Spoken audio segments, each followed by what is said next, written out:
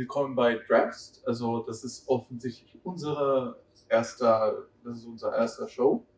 Wir freuen uns drauf und wir hoffen, dass wir mehrere Reihen machen könnten oder mehrere Episoden sozusagen machen könnten. Ich bin David, ein Student bei Film und Fernsehen, also beim Jahrgang Film und Fernsehen. Wir sind sehr glücklich heute, dass wir hier einen ehemaligen Student von uns haben, der Ron Jäger. Möchtest du dich vorstellen? Also mein Name ist Ron Jäger, hallo, ich bin in der Selbsthilfegruppe. Ich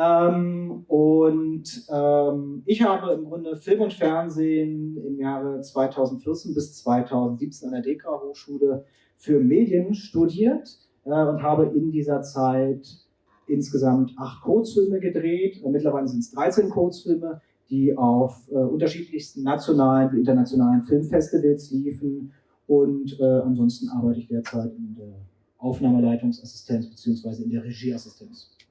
Und produziere halt parallel noch immer wieder die eigenen kleinen, putzigen Kurzfilme, die vielleicht manchmal auf Festivals laufen, manchmal auch nicht. Ja, also wir haben heute den Privilege sozusagen, dass wir 2 von deinen Filmen sehen können, sogar ein Trailer am Ende von einem neuen Film, der hoffen wir mehr Infos in dieser Interview kriegen können. Genau.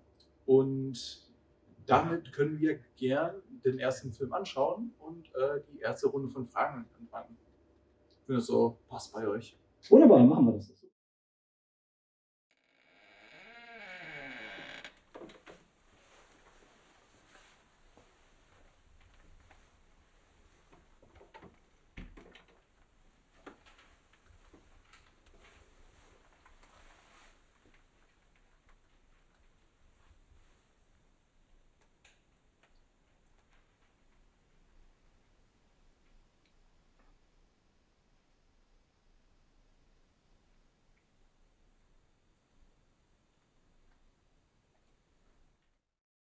Ich habe viele Fragen über diesen Film. Also zum Beispiel, also erstens, also ich glaube, wir können eingehen mit, es gibt eine Stelle, wo da steht Zukunftspläne und es ist eigentlich leer. Und es ist offensichtlich eine Vater-Sohn-Beziehung, ne? Genau. Welche Dynamik gibt es eigentlich da? Ist es so quasi der Vater, der Sohn kontrollieren möchte, quasi der Fatherly Love, der ihn quasi zeigen möchte, wie er ins Leben gehen kann, aber er mag das nicht? Oder was ist eigentlich die Dynamik, die du hier dich vorgestellt hast? Oder das dich eigentlich inspiriert hat, sozusagen? Das ist eine gute Frage. Im Grunde ist Wir müssen reden, der Titel ist das Programm des Films. Der Film ist im Grunde ein sehr einfacher, kleiner Film über einen Mann und einen Jungen. Das kann man so interpretieren, dass es Vater und Sohn sind. Das ist die Interpretation, die mir auch am besten gefällt oder die ich zumindest auch intentional in diesen Film gebracht habe. Und im Grunde ist es ein Film, ein Vater und ein Sohn, ein Raum und eine riesige Distanz zwischen ihnen. Das ist, glaube ich, die Essenz des Films, wenn man es ganz knapp herunterbricht. Das war die Idee, im Grunde einen Film zu machen, der sehr einfach, sehr minimalistisch ist, aber trotzdem eine gewisse, Intensität hat. Über einen bestimmten Zeitraum, und diese Intensität kommt gerade durch diese Sprachlosigkeit, dieses Gefühl, wann reden diese Figuren endlich, was bis zum Ende nicht passiert. Und hat dich sowas, wie kam eigentlich die Inspiration, sowas zu machen? Also die Struktur offensichtlich ist es, man kann sehen, wie du es quasi organisiert hast, ne? Mhm. Aber was hat dich quasi, welche Quellen hat dich quasi inspiriert, sowas zu machen? Ich glaube, grundsätzlich ist es ein bestimmtes Gefühl, woher dieser Film kommt, so ein Gefühl von Entfremdung, wovon der Film ja erzählt. Und ich hielt das einfach für eine bin irgendwann zufällig drauf gekommen, für eine schöne und prägnante Idee für einen Kurzfilm, der halt im Grunde in einer kurzen Laufzeit es schafft, etwas Substanzielles zu erzählen. Der Film ist ja ganz stark von den Werken von Karl Theodor Dreyer oder Ingmar Bergman oder Michelangelo Antonioni inspiriert. Und das ist, glaube ich, alles, diese Liebe zu diesen Filmen und die Energie, die diese Filme ausstrahlen, das hat den Film, glaube ich, beeinflusst. Namentlich vor allem auch der Stummfilm über Jeanne d'Arc von Karl Theodor Dreyer, der auch eigentlich nur ein Film ist, der geht sogar 90 Minuten, glaube ich, 70, 80, 90 Minuten, wo wir nur die Gesichter von Jeanne d'Arc und im Grunde ihren Anklägern im Gerichtssaal sehen. Und der Film ist komplett Close-Up basiert. Und diese Poesie der Gesichter, die wollte ich auch mit diesem Film so ein bisschen einfangen. Poesie der Gesichter. Das ist ein sehr guter Begriff. Ich werde es mir mal merken. Und genau. Ich hätte noch 2 Fragen hier. Genau. Wo ist es? Ich habe leider meine Brille nicht dabei. Alles gut. Welche Bedeutung haben manche Elemente im Film für dich? Weil wir können alles selber offensichtlich interpretieren, aber es kann ein quasi, was man in Englisch Eugesis nennt, beziehungsweise wir können unsere ganz eigene Interpretation davon machen. Ja. Aber was ist deine Interpretation und warum hast du diese Symbole benutzt, wie zum Beispiel von Uhr und Tick? Grundsätzlich merkt man sehr schnell, dass dieses Uhrenticken ein sehr präsentes Element im Sounddesign ist. Und ich fand halt zum Beispiel, dass dieses Ticken der Uhren, das gibt dem Ganzen so eine Dringlichkeit, so eine Art von Intensität und eine Art von Spannung, die einfach ständig da ist, wenn man ständig das Gefühl hat, diese Zeit, diese Uhr, die tickt gegen eigentlich die Figuren. Die Figuren sind ja auch so, sie durchqueren den Raum, es sind Bewegungen, die sie vollziehen und da ist ständig eigentlich, auch wenn sie nicht miteinander direkt kommunizieren, eigentlich ist da ein Drang, miteinander zu kommunizieren über verschiedene Elemente. Und die Elemente, die es in dem Film gibt, sind ja teilweise Elemente des Memento Mori, also ganz viele Elemente drehen sich um das Thema Tod oder bestimmte Motive, die damit zusammenhängen.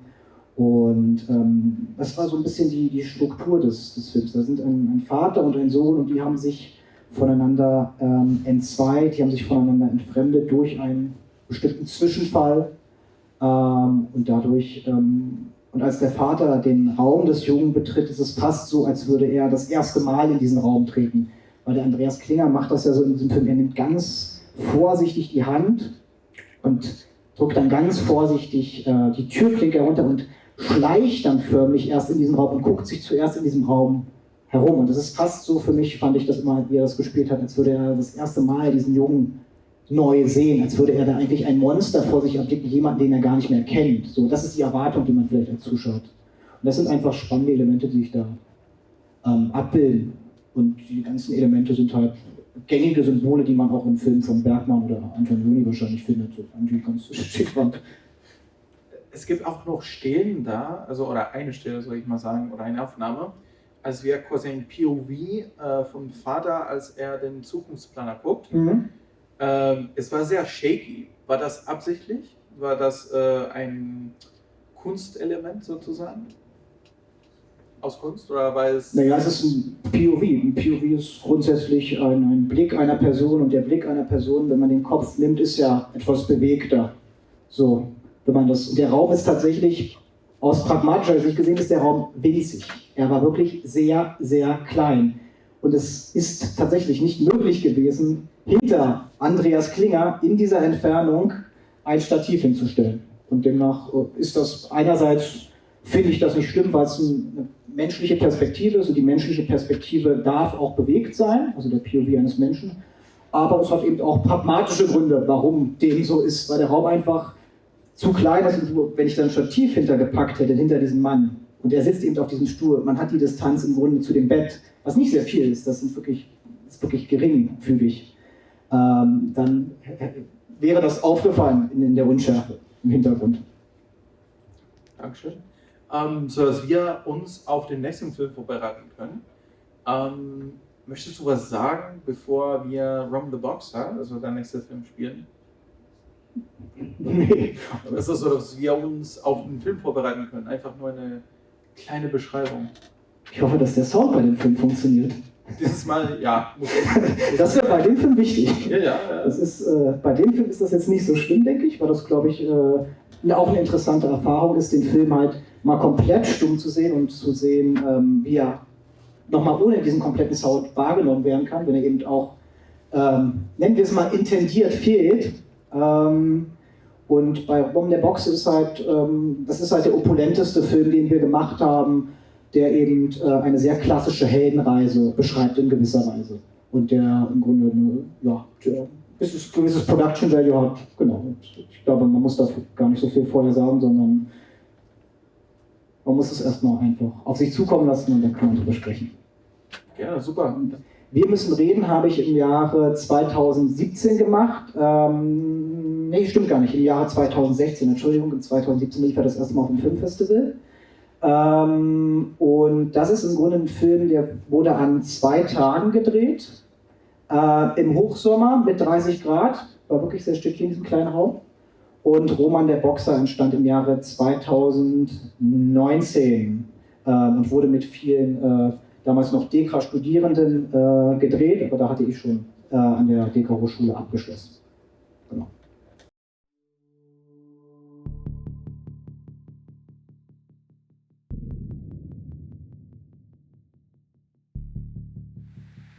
Es ist soweit. Ich hab's endlich geschafft.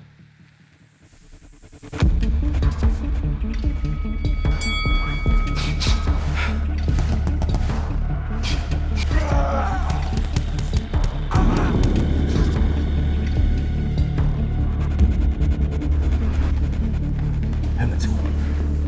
Du bist der Gegner. Nicht denken, machen. Und zwar so lange, bis du Blut kotzt. Verstehst du, was ich sage? Mach weiter. Oder bist du ein Scheißverlierer?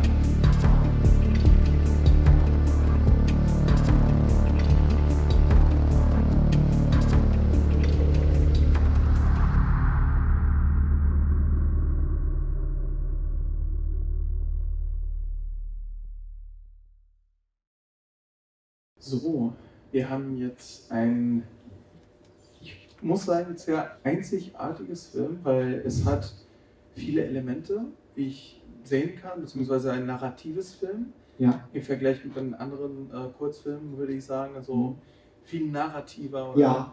3-Akt-Struktur Ja. sozusagen, genau.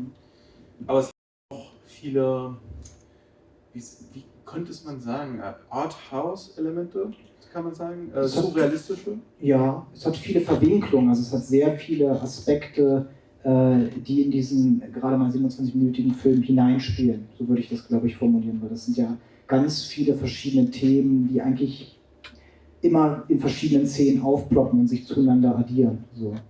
Ja.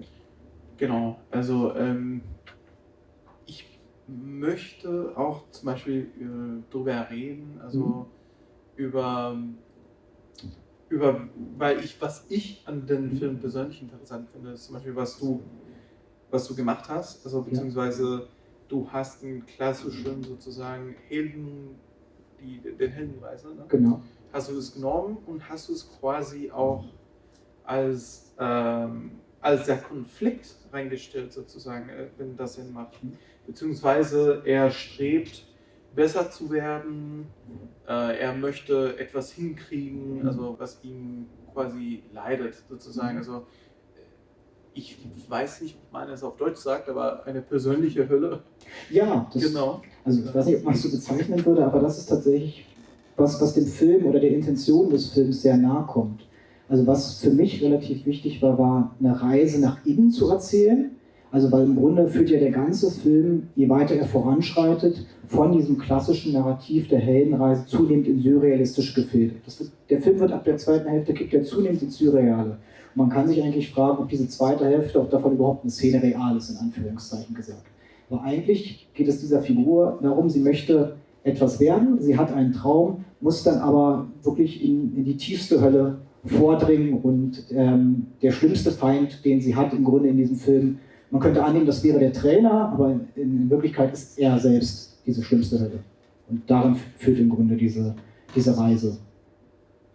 Genau, also man könnte zum Beispiel diese Szenen sozusagen, die surrealistisch sind, man kann sagen, sie sind so wahr oder so real, wie die Person es sieht, sozusagen. Weil ich glaube, man könnte es als eine psychologische Repräsentation sozusagen nehmen, oder? Weil psychologischerweise, wenn wir es philosophisch denken, dann was real für diese Person ist real. Also wie zum Beispiel Leiden und also Pain, also generell das ist so real, wie wir es uns vorstellen, wie wir es eigentlich erfahren. Deshalb, was er sieht, können wir mal sagen, es ist hyperreal, also extra real, könnte man sagen. Also, ja genau. Das sind Punkte, die man in dem Film sicherlich finden kann. Es ist ja ein diskussionswürdiger Film, weil er im Grunde so eine Vielzahl an Aspekten hat und vielleicht auch, was ich mittlerweile daran sehe, eine große Überladenheit einfach. Er hat zwar diese sehr geradlinige Heldenreise, aber er hat eben auf diesem Weg unglaublich viele Aspekte, die nur angetippt werden, angedeutet werden. Und das macht es natürlich einerseits sehr opulent, aber ich glaube auch so ein bisschen, man hat so ein bisschen, wenn man den Film geguckt hat, von einem zu viel, was aber auch gut ist als Erfahrung, denke ich, weil das ist ein sehr performativer, sehr starker Film, der viel über das Audiovisuelle vermittelt. So. Genau, also zum Beispiel es gab eine Szene, als er quasi in seinen Gedanken war und es gab Licht von hinten zum Beispiel. Das meinst du mit audiovisuell erzählen, ja, oder? Na, ein gutes Beispiel. in diesen sehr opulenten Bildern zum einen, in dem Soundtrack, in dem Sounddesign, das ist ja alles auf einem sehr, das den Zuschauer verführt, dass man eingesogen wird in diese Welt, dass es im Grunde sehr dick gemacht ist. So. Also dass da wirklich mit sehr einfachen Mitteln, aber trotzdem mit dem Licht, das rote und das weiße Licht zum Beispiel und den Bildern, da wird man einfach von dem Film in gewisser Weise verführt. Und auch die Musik ist sehr, sehr opulent und fast schon manchmal orchestral bis sakral in einer Szene. Und dann natürlich dieses Sounddesign, das so ein bisschen David Lynch-artig angelegt ist in der Art und Weise, wie es funktioniert. So dieses auch verfremdende, surreale, abstrakte und damit spielen wir ganz stark in dem Film oder wollten mit dem Film ganz stark spielen. Schön. Also ich wollte auch noch fragen, also boxst du? Oder Nee. Wie war deine Inspiration für den Film? Also wie hast du dich quasi informiert? Im Grunde basierte die Idee darauf, einen Boxerfilm zu machen, weil der Marius Roman, der Hauptdarsteller, der hat ja schon in meinem letzten Kurzfilm Insel mitgespielt. Und was ich an ihm spannend fand als Charakter, ich fand ihn als ein guter Schauspieler, und der hatte so eine gewisse Präsenz, so eine körperliche Präsenz, einfach so eine Energie, eine körperliche Energie, die er ausstrahlte.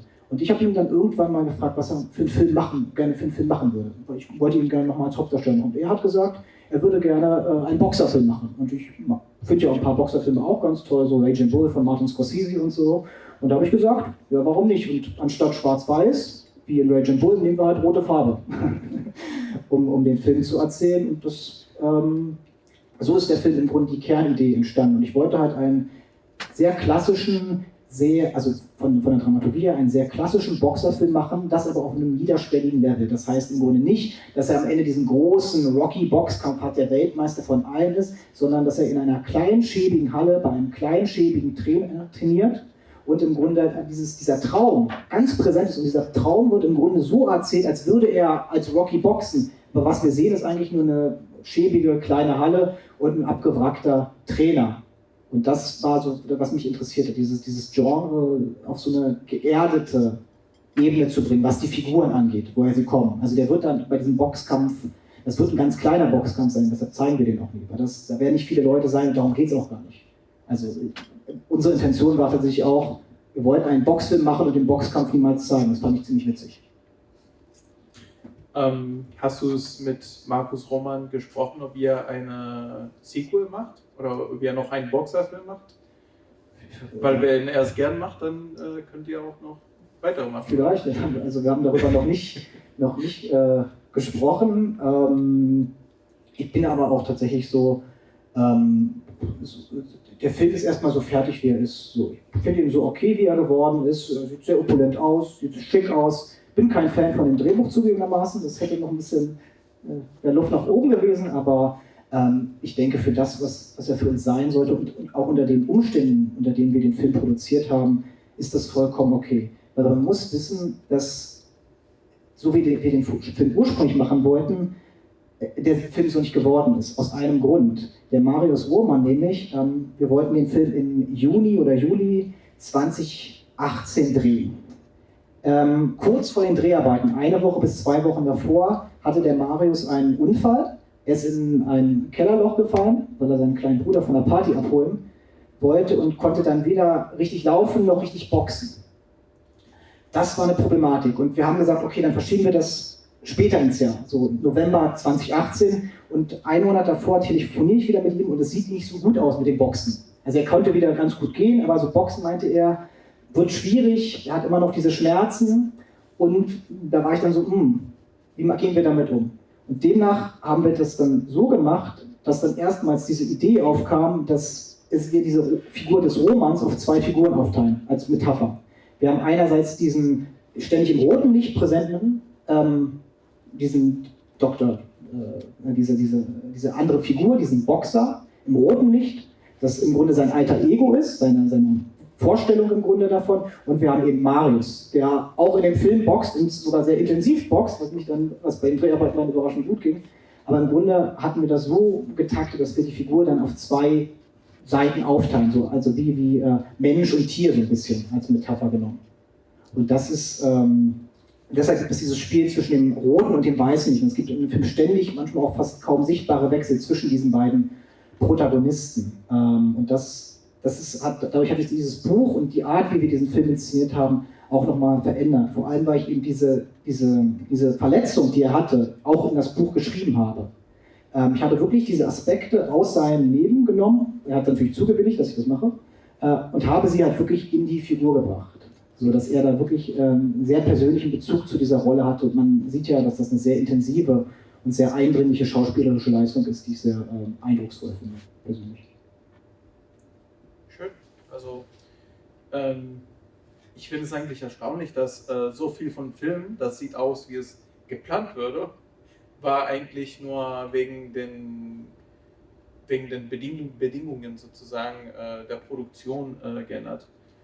Ja, ich habe mich halt relativ früh mit dem Kameramann dann unterhalten, mit dem Vitali, und wir haben dann halt diskutiert, wie können wir damit umgehen. Und ich saß halt vor dieser Situation 1 Monat oder 2 Monate bevor wir das drehen wollten. Ich habe dann das Buch angeguckt, habe das Buch so abgescannt und habe ich bemerkt, wenn ich bestimmte Passagen eben in dieser surrealen Welt spielen lasse oder wenn wir einfach die Protagonisten switchen oder sie halt so eine Art Dr. Jekyll und Mr. Hyde machen im Boxerfilm, funktioniert das trotzdem. Es funktioniert sogar noch viel besser. Es gibt uns noch mehr Spielraum, visuell, vom Sounddesign mit diesem Film, mit dem Inhalt zu spielen. Das war demnach also eine ganz spannende Sache, das nochmal auf diese Art und Weise zu durchdenken und dadurch dem Film nochmal einen ganz anderen Twist zu geben. Denn so wurde aus einem relativ konventionellen, sehr, wie gesagt, immer noch sehr geradlinigen Film etwas viel Verworreneres und viel Abstrakteres oder viel Surreales, wie man das auch immer bezeichnen mag.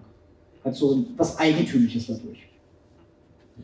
Ich kann mal sehen, dass du offensichtlich stolz auf den Film bist. Oder relativ stolz, weil es ist deine Filme, also man ist selbstkritisch immer. Ja. Aber meine nächste Frage wäre, auf welchen Film bist du am stolzesten von allen, die du gemacht hast? Und warum, sozusagen? Das ist eine gute Frage. Ja, es ist schwere. Ich glaube, es ist tatsächlich, es ist immer der letzte Film, den man gemacht hat. Also wenn ich zurückschaue, natürlich ist Wir müssen reden einer der wichtigsten Filme, die wir gemacht haben, weil es im Grunde der Film ist, der international und national auf so vielen Filmfestivals lief. Als ich den Film geschrieben habe, Wir müssen reden, habe ich die Chancen für diesen Film nicht allzu hoch eingeschätzt. Das war so ein Film, den drehen wir mal an 2 Wochenendtagen und dann ist der fertig und dann reichen wir den bei Festivals ein. Aber im Nachhinein hat der Film für uns eine sehr große Bedeutung bekommen. Und das ist einerseits, das wäre ein wichtiger Film. Bei vielen anderen Filmen gibt es halt so Aspekte, wo man halt sich so denkt, so, die sind vielleicht nicht so gut gealtert. Da hätte ich vielleicht doch nochmal die Schere anpacken können. Oder da hätte ich vielleicht noch mal ein bisschen besser Dialoge schreiben sollen. Oder da ist das und das nicht so ganz gelungen. So, hier gibt es auch in den Boxerfilmen gibt es Szenen, wo ich mir die ganze Zeit denke, so, die stehen da eigentlich die ganze Zeit nur rum und labern miteinander. Wann halten die endlich die Fresse? Und wann passiert da endlich mal was in dem Film? Das ist manchmal so eine Sicht, die manchmal da durchkommt. So. Aber wenn wir jetzt von den Filmen reden, die mir am wichtigsten sind, dann ist es halt, wie gesagt, der letzte Film High Hopes, das eben in der Zusammenarbeit mit den Schauspielern war, weil es ein sehr kleiner Film war, weil es ein Film war, den ich schon lange machen wollte und den ich erst wirklich machen konnte, als ich den Hauptdarsteller Matteo Vanzin-Loriot kennengelernt habe. Und ich wusste, dass ich dann diese Figur, die ich in mir getragen habe, packen konnte. Deshalb ist das so einer der Filme, die für mich Stand jetzt, in dieser Sekunde, am wichtigsten ist, weil der für mich nochmal eine andere Dimension ist. Aber auch diese ganzen Vater- und Sohn-Filme, die wir gemacht haben. Also Wir müssen reden ist ja Teil einer Vater- und Sohn-Pentalogie, also 5 Filme über Väter und Söhne, immer mit Andreas Klinger in der Hauptrolle und ganz vielen verschiedenen anderen Söhnen, die immer unterschiedlich besetzt sind. Auch das sind für mich natürlich in ihrer Essenz, in ihrer Quintessenz wichtige Filme, die ich alle auf ihre Art mag, aber eben auch bei manche Kritikpunkte da habe. Aber ich schätze viele meiner Filme. Manche mag ich halt lieber und manche weniger. So. Und das wechselt aber auch. So, es ist nicht so vorherbestimmt. Ja, also das kann ich wirklich verstehen. Ich selber habe Lieblingsfilme für ein Jahr und dann das nächste, das kann sich wirklich ganz stark ändern. Also ganz, ganz stark ändern. Bevor wir den Trailer für High Hopes gucken, also ich möchte noch eine Frage stellen. Und es ist, es ist 2 Fragen, aber ich stelle es als eine Frage, weil es ist quasi verbunden miteinander. Das erste ist, warum, man kann sehen, dass diese Dynamik zwischen älterer Mann, junger Mann gibt, also man kann Vater-Sohn-Archetyp sagen ne? Warum ist das? Oder warum fühlst du dich so inspiriert bei diesem Thema sozusagen? Also es kann einfach nur visceral sozusagen, einfach nur sehr, sehr nah, wie zum Beispiel einfach nur generell die Heldenreise. Ja. Weil es ist auch ein sehr wichtiger Element in einer Heldenreise. Deshalb. Es ist, glaube ich, etwas Intuitives. Also es kommt natürlich in vielen Filmen auch die Möglichkeit, mit bestimmten Darstellern zusammenzuarbeiten. Andreas Klinger trägt natürlich da einen riesen Anteil, weil mit dem Mann habe ich 8 oder 9 Filme gemacht. Und natürlich, wenn er bereit ist, eine Rolle zu spielen, dann schreibe ich ihm natürlich gerne eine Rolle. Und so, wir haben halt irgendwann dieses Konzept entwickelt von dieser Vater- und Sohn-Reihe und demnach, wenn du ein Konzept entwickelst für so eine Reihe, also nach dem 3. Film oder so, habe ich gedacht, da könnte man ja 5 Filme draus machen. Und demnach war das irgendwie so eine logische Konsequenz. Und ich konnte diese Filme machen. Ich hatte nie das Problem, beim Schreiben irgendwie dieses Thema nicht hinzubekommen, sondern alle diese Vater-Sohn-Filme, die ich gemacht habe, haben nie diesen einen Blick auf diesen konventionellen Blick, sondern jeden Film, den ich gemacht habe in dieser Hinsicht, der hat so einen verwinkelten Blick, etwas davon dort, also so, wenn man abstrakt spricht, von dort unten, von dort oben. Also immer wieder ist die Perspektive ein bisschen verschoben, verzerrt. Sie ist nicht diese Perspektive, die man vielleicht normalerweise da anbindet. Und ich bin vielleicht auch kein wirklich kreativer Autor oder Regisseur. Ich mache halt immer denselben Film, aber kann ihn halt immer unterschiedlich machen. So. Das ist vielleicht einfach so in der Machart. So. Jetzt mache ich halt Film über Freundschaft und das ist 3-mal derselbe Film eigentlich, aber die sehen trotzdem alle anders aus. Meine zweite Frage, oder die Frage, die eigentlich damit verbunden ist für dich in deinem kreativen Prozess, gibt es das Weibliche sozusagen? Weil ich kann mal sehen, dass es sehr männlich orientiert, kann man sagen. Hast du es dir irgendwann mal gedacht, dass du so wenige weibliche Elemente sozusagen? Das ist mir aufgefallen, ja. Das sagen auch manche Leute, ja. Aber das ist halt immer wieder eine Überlegung, gerade bei Kurzfilmen, wenn man eine Frauenfigur schreibt, ist halt die Frage, wie wird sie integriert, wie wird sie erzählt? Das sind ja ganz andere Fragen. Wenn ich jetzt zum Beispiel die Figur des besten Freundes hier nehme aus dem Boxerfilm, Martin, und den mit einer Frau umbesetze, und die Beziehung ist, ich würde die gar nicht umerzählen, die Dialoge wären dieselben etc., würde da ein ganz anderer Subtext entstehen, was das angeht. Und demnach fand ich das eigentlich gar nicht so schlecht, dass diese Freundschaft von den beiden, auch wegen dem Thema Boxen, etwas, weil es beides Männer sind, eine gewisse Homoerotik hat, auch ganz unterschwellig, ganz auf einem sehr unterschwelligen Niveau. Das macht halt irgendwas. Du musst dich halt entscheiden, was für einen Subtext nimmst du. Und ich bin nie so ein Freund von diesen klassischen Liebesgeschichten so. Und das fand ich halt irgendwie immer reizvoller. Aber es ist jetzt nicht so, dass ich per se keine Frauenfiguren schreibe. Es ist halt nur, wenn du halt Filme über Väter und Söhne machst und du hast nur 2 Figuren, so. Ja. Die dritte Figur musst du dann halt auch erzählen. So. Und die Frage ist halt, ich habe immer einen sehr pragmatischen Ansatz. Wenn es in den Film um Väter und Söhne geht, dann kannst du natürlich noch eine Mutterfigur als Beispiel oder eine Schwesternfigur hineinschreiben, aber kannst du sie auch gut erzählen? Warum sollte ich diese Figur reinschreiben, wenn ich sie in den 20 Minuten, in den 10 Minuten, in den 15 Minuten nicht gut erzählen kann? Und das ist eine ganz große Entscheidung, weshalb diese Filme wahrscheinlich nur fokussiert sind auf diese primären Vater-Sohn-Beziehungen, die man ja auch in den Boxerfilmen sieht. Das ist ein Verhältnis zwischen Lehrer und Schüler, aber auch natürlich zwischen Vater und Sohn in gewisser Weise. Dann danke für den Gespräch. Und jetzt werden wir nochmal umbauen und den Trailer gucken und dann nach dem Trailer werden wir ein Q&A haben, falls ihr noch Fragen an Ron habt. Ich bin das Kino. Ich bin das Kino. Ich bin das Kino.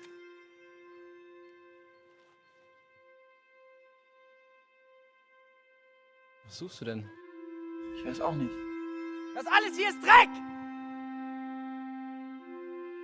Aber wer warten kann, der wird belohnt.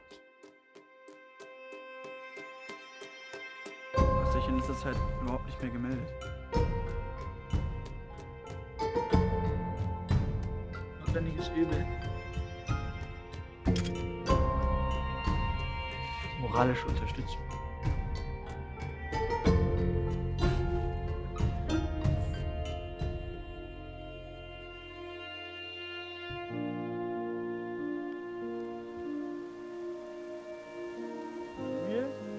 Wo hast du dich versteckt, hä?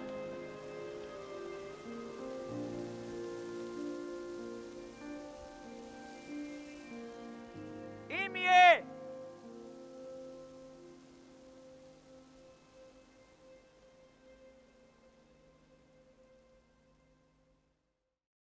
Und zwar ein sehr einprägendes Trailer, also mindestens für mich, weil zum Beispiel von der Musik her, es erinnert mich sehr an den Sherlock Holmes Filme von Guy Ritchie. Okay.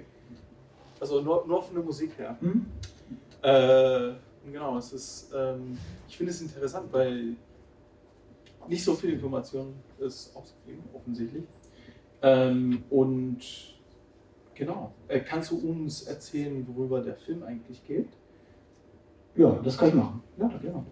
Im Grunde handelt es sich bei High Hopes um die Geschichte zweier Freunde, die auf eine gemeinsame Mission gehen und versuchen, sich wieder miteinander zu connecten. Also das sind zwei ehemalige Schulfreunde, die haben lange keine Zeit mehr miteinander verbracht und die versuchen wieder auf einer gemeinsamen Ebene zu funken, aber es funktioniert eben nicht perfekt, sondern sie haben sich voneinander entfremdet und versuchen sich wieder einander auf einer freundschaftlichen Ebene anzunähern. Also im Grunde wie die Filme mit Vater und Sohn, bloß jetzt mit zwei Freunden. Ja, ich finde es eigentlich, wie sagt man, sehr heartwarming sozusagen. Ne? Also es ist quasi, würdest du sagen, es ist ein Film, der quasi Slice of Life ist? Ja. Inwiefern meinst du das so ein bisschen? Also Slice of Life, ich meine es nur quasi typische Familien, Freunde, dramatische Konflikt. Ja, es ist auf jeden Fall ein sehr alltäglicher Film. Also die Idee des Films war es, nach sehr artifiziellen, sehr opulenten, sehr dicken Filmen, sagen wir jetzt mal, die letzten 2, 3 Filme, die auch den Boxerfilm inkludieren, einen Film zu machen. Der Film entstand ja 2021, im März wurde der gedreht, also noch in Zeiten der Corona-Krise und mit hohen Infektionszahlen. Entstand dieser Film in einem relativ kleinen Team von 10 Leuten. im Wald draußen und es sollte eben ein ganz einfacher und purer Film sein. Das war das, was ich im Kopf hatte. Einfacher, kleiner, purer Film. Quasi wie ein Bottle-Episode bei einer Serie, meinst du? Weiß ich nicht, ob das... Es ist einfach ein kleiner Film. Einfach so ein kleiner Film, der in sich stimmig ist, der gar nicht so stark dramaturgisch orientiert ist, aber der ein bestimmtes Gefühl vermittelt, für mich zumindest.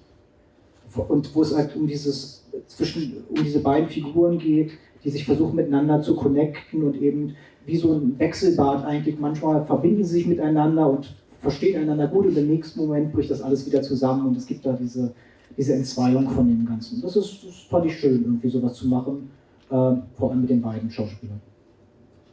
Schön, also ich kann bemerken, dass Marius Roman ist einer der Schauspieler. Nee, das ist einmal Matteo Vanzin-Loriot, mit dem ich davor schon den Film Das war einmal ein Sohn gemacht habe, und dann einmal Yannick Eilers, die beide an der Filmuniversität Konrad Wolf Babelsberg studiert haben und die sich auch relativ gut kannten und mit denen es eine große Freude war, diesen kleinen Film zu machen. Sehr schön, also du, wie ich es verstanden habe, du hast es noch nicht veröffentlicht, ne? Nee, genau, wir reichen den Film jetzt im Grunde auf Festivals eben ein, national und international, und warten dann im Grunde auf das erste Festival, was im Grunde Ja sagt. Wir haben auch erst letzte Woche zusammen die spanischen Untertitel für den Film gemacht, also genau, das ist jetzt im Grunde in der Distribution, könnte man sagen. Ah, schön, also können wir mal erwarten, wann und in welchen Festivals werden wir den Film sehen? Wie gesagt, also wir haben auf einige Festivals eingereicht, aber da wartet man halt immer auf die Rückmeldung. Also, weiß nicht, 20, 30 Festivals, glaube ich, die sind so der aktuelle Stand, wo wir die eingereicht haben. Und in circa 2-3 Monaten sind dann so die ersten Termine, wo die sich dann zurückmelden oder nicht zurückmelden. Je nachdem, ob sie den Film nehmen oder nicht. Ja, dann viel Glück damit, würde ich sagen. Danke. Auf mich Beste. Dann, jetzt fängt dann die Q&A. Wer möchte Fragen stellen? Oder wer hat Fragen? Also ich würde gerne, dass du noch ein bisschen mehr zu deiner Festivalarbeit, weil das ist ja wirklich viel Arbeit, erzählst. Also Gerne. Also wenn du... das ist ein Grund, warum der Gründer auch eingeladen wird. Was? Dann willst du die Frage in die... Ja, dann frag. Vielleicht wiederholst du es nochmal, David. Ja. Dann ja, gerne. Kannst du mehr uns über den Festivalprozess erzählen? Ob es dieses Mal anders ist als bei den anderen Filmen, weil du hast auch den anderen Film offensichtlich vielleicht beim Festival Circuit auch eingereicht, wie ich es verstanden habe, oder? Ja, also man hat eben, wie gesagt, bestimmte Festival-Plattformen, auf denen man die Kurzfilme oder sonstiges einreichen kann. Und da muss man sich halt einfach nur umsehen, was für ein Filmfestival zu welchem Film passt. So. Zugegebenermaßen habe ich das Gefühl, dass der Film zum Beispiel einfacher auf Festivals zu schicken ist, weil es so eine einfache, alltägliche Geschichte ist, als zum Beispiel den vorgehenden Film, den wir gemacht haben. Es war einmal ein Sohn oder den Boxerfilm, weil das ja sehr spezielle Genres sind, die da bedient werden. Und was kann ich zum allgemeinen Festivalprozess sagen? Das Wichtige ist halt, glaube ich, dass man sich einfach darum kümmert, dass ein Film gesehen wird. Und ich kann das einfach mal von Wir müssen reden reflektieren. Da war das damals so, es gibt das Bundesfestival Film, und das Bundesfestival Film teilt sich in den Deutschen Jugendfilmpreis auf und den Deutschen Generationsfilmpreis. So. Und da haben wir den Film eingereicht und es war eins der ersten, also ich habe das ganz so, ich hatte gar keine Erwartung, ich habe den Film einfach rausgeschickt und tatsächlich lief er auf diesem Filmfestival das erste Mal und wir wurden bei diesem ersten Festival, wo wir liefen, gleich mit einer Jury-Auszeichnung belegt. Und das war etwas sehr Schönes. Was natürlich auch Sinn macht, also oder Sinn ergibt, besser gesagt, weil der Film, Wir müssen reden, handelt halt von dieser Entfremdung und Annäherung der Generation. Folglich ergibt es total Sinn, diesen Film auf so ein Festival einzusenden, weil das natürlich deren spezielles Programm ist. Und wenn man sich halt anguckt, oder man muss sich, glaube ich, bei Festivals auch immer angucken, was haben die für einen speziellen Fokus? Was haben die letzten Jahre gezeigt? Passt mein Film da rein von dem Production Value, von dem Budget? Macht es Sinn, gibt es Sinn, Geld auszugeben, um dort in diesem Einreichprozess gesehen zu werden? Und das muss man halt mit jedem Film neu denken. Es ist natürlich immer gut, wenn man einen kürzeren Film macht, einen einfacheren Film. Wie gesagt, Wir müssen reden, geht 8 Minuten lang. lief in diesen letzten 3-4 Jahren auf ca. 25 Veranstaltungen, schätze ich mal. Ich habe das jetzt nicht genau im Kopf. Und hat unter anderem das Prädikat wertvoll von der Filmbewertungsstelle Wiesbaden bekommen, hat diesen Jurypreis beim Deutschen Generationspreis bekommen, hat dann nochmal beste Kamera, beste Regie und bester Kurzfilm beim Landesfilmfestival Berlin-Brandenburg bekommen und dann vor ein paar Jahren auch nochmal den Jurypreis, den Publikumspreis beim Werner Filmsalat.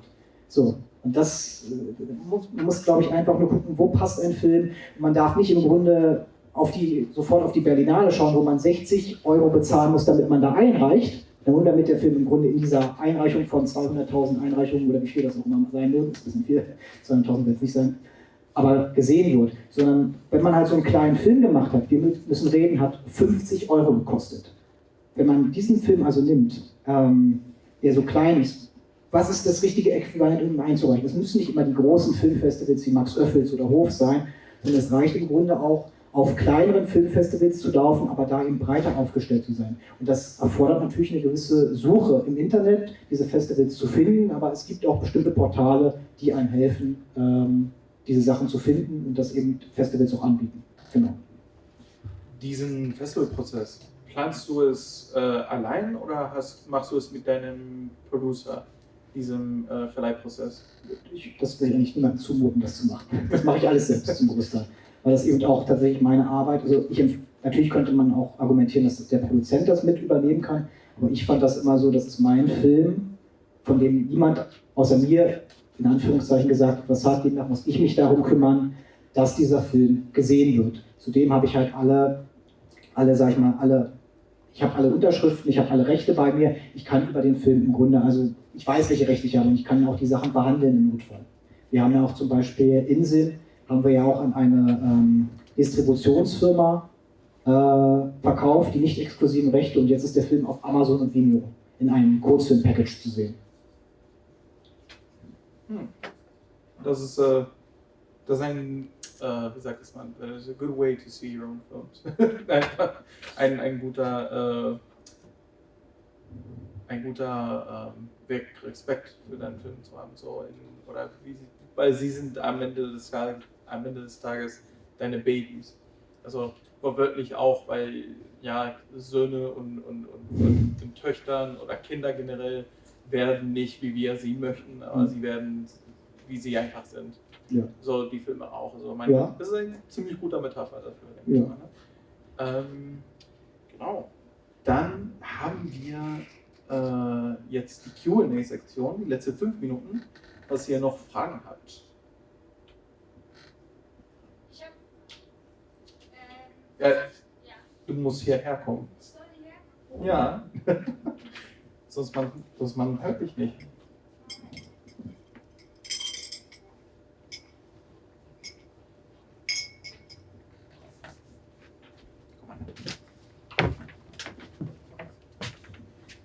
Nochmal ab. Was hat dich dazu gebracht, jetzt rauszugehen? Also mit High Hopes bist du ja jetzt draußen, Ja. sag ich mal. Im Trailer bist du ja im Wald. Und alles andere war ja vorher schon, Inseln war so ein bisschen, ne? Also da waren wir ein bisschen auf dem Fußballplatz, aber alles andere war ja schon immer so irgendwie... Drin, ja, das stimmt. Bei High Hopes spielt eine ganz große Rolle Corona. So, das ist wirklich, deshalb passte das auch so gut, dass das so ein kleiner, alltäglicher Stoff ist mit sehr wenigen Schauspielern. Also ich habe den Film, glaube ich, im Mai 2020 geschrieben und da zeichnete sich schon ab, den nächsten Film, den wir machen, müssen wir sehr klein machen und wir müssen ihn sehr einfach machen. Und da habe ich halt gesagt, was können wir mit 10 Leuten machen? Da können wir nicht im Grunde eine riesige Boxhalle mit 40 Komparsen gehen, sondern wir müssen irgendwie was Schmaleres machen. Und dann hatten wir halt einen Wald im Grunde. Und ein Wald ist ja auch ein visuell sehr attraktives Ding. Man braucht kein Set-Design, keine Kosten. Wald kostet nichts, außer man beantragt den Wald, was er machen muss. Und das war einfach eine sehr einfache Lösung im Grunde. Und es ist visuell attraktiv. Man kann eine gute Zeit haben, wenn es nicht regnet und nicht schneit und nicht hagelt und wenn die Sonne konstant ist. Aber das war eben unser Corona-Film in Anführungszeichen so. Der einfach, wo ich sagen konnte, wir können den Film sicher mit Abstand produzieren und trotzdem etwas erzählen, was uns wichtig ist. Dankeschön. Danke für die Frage. Ich glaube, wir haben noch Zeit für eine letzte Frage, falls ihr noch eine Frage habt. Ich glaube, ich habe dich gesehen, als du deine Hand... Ah, okay, dann alles gut. Dann, ich glaube, ich muss dir danken, dass du hier bist.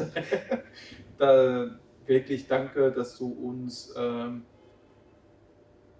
dass du uns quasi einen Blick gibst. Einfach nur... Nicht nur von deinen Filmen, aber wie du deine Filme siehst. Und ich denke, das ist wirklich manchmal wichtiger als die Filme selber. Also wenn man von Filmen generell spricht, also wie wir die Filme sehen. Deshalb danke, dass du hier bist. Ich hoffe, dass wir einen Teil 2 haben. Dass wir einen Teil 2 hier bei Drafts haben. Und genau, ich wünsche euch, ich wollte auch noch den Crew danken, dass ihr schon alles vorbereitet habt. Die Deko ist ja toll. Danke dafür. Und genau, ich wünsche euch einen schönen Abend auch noch. Wunderbar, danke. Und Dankeschön.